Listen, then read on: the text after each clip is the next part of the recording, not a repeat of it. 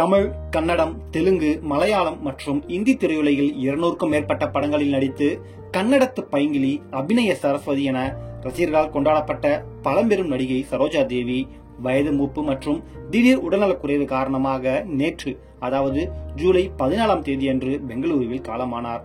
அவருக்கு வயது 87. அவரது மறைவு திரையுலகில் பெரும் சோகத்தை ஏற்படுத்திய நிலையில் அவரது கடைசி ஆசையாக இருந்த கண்தானம் இன்று முழுவதுமாக நிறைவேற்றப்பட உள்ளது. சரோஜா தேவி தனது உயிரிழப்புக்கு பிறகு தனது கண்கள் தானம் செய்யப்பட வேண்டும் என விருப்பம் தெரிவித்தார். அதன்படி அவரது மறைவை தொடர்ந்து பெங்களூருவில் உள்ள தனியார் மருத்துவமனையான நாராயணா நேத்ராலயா மருத்துவமனையைச் சேர்ந்த மருத்துவ குழுவினர் அவரது கண்களை தானமாக பெற்றனர்.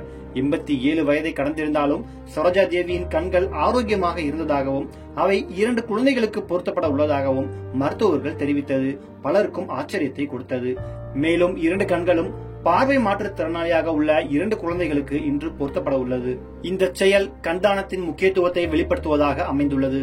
ஏற்கனவே கன்னட திரையுலகில் மறைந்த நடிகர்கள் ராஜ்குமார் மற்றும் அவரது மகன் புனித் ராஜ்குமார் ஆகியோரின் கண்கள் தானம் செய்யப்பட்டதைப் போலவே சரோஜா தேவியின் இந்த முடிவும் பலருக்கும் கண்தானத்தின் மீது விழிப்புணர்வை ஏற்படுத்தும் வகையில் அமைந்துள்ளது.